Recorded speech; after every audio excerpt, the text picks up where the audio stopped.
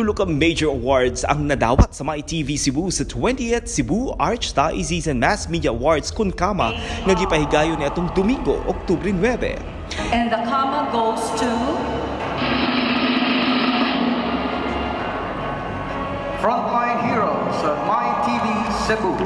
Nakadaog isip Best TV Special Events feature ang Frontline Heroes. Usa kini ka show nga nagpakita sa mga sakripisyo sa mga frontliner atol sa pandemic sama sa mga emergency responder, ambulance drivers ug food delivery riders. And the comma goes to Voces Amoris of MyTV Cebu. A blessed day to all of you, our brothers and sisters in Christ. Ang Voces Amoris kung Voices of Love, kauban ang host nga si Sister Nancy Mirafuentes, nakadaog isip Best Talk Show. Ang maong talk show nagsentro sa mga kaagi sa nagkadiyang tao ug ang ilang relasyon sa labaw nga makagagahom. Hello, my brothers and sisters in Christ. We'd like to thank MyTV Cebu for actually having this program because it is actually trying to harness not just the abilities but our love for country and people. So, MyTV, thank you so much for giving me a chance to be able to come to talk about love, the voices of love. Many people wanted really to come and be with us in Voces Amoris because they want to tell the whole world of their voice of love. This is your sister Nancy, thanking all of you. And the comma goes to AnDiscoveries of MyTV Cebu.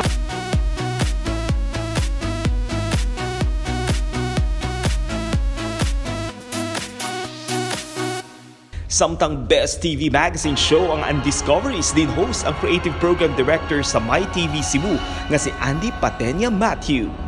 Gawas sa tulo ka major awards, nominado sab alang sa Best TV Special Events feature ang pipila ka show sa MyTV Cebu nga Gasa sa Paglaom in a burned house. ug Sinulog Special. Morning and welcome. Nominee is Best Talk Show ang My Catechism nila Father Lucas Inok ug Brother Adam Amper.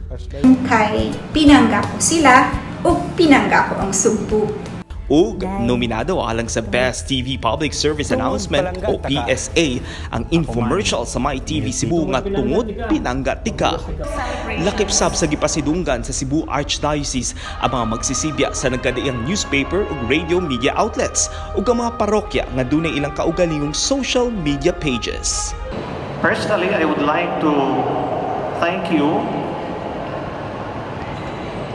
dear brothers and sisters, for the services you have extended to the church or by sharing your gifts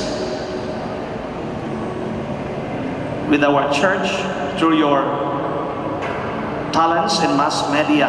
On behalf of MyTV Cebu, we would like to thank the Cebu Archdiocese, especially the Commission on Social Communication, for always recognizing the role of the media in empowering communities through stories and information. This has definitely inspired us to do even better in our jobs in becoming heralds of the truth. So we offer this achievement to the Lord. To God be the glory.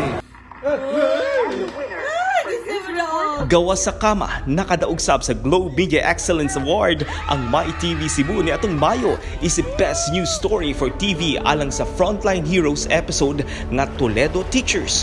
O daog sab sa #kwentong tagumpay ang special episode ni ini nga gipanguluhan og Amping Cebuano.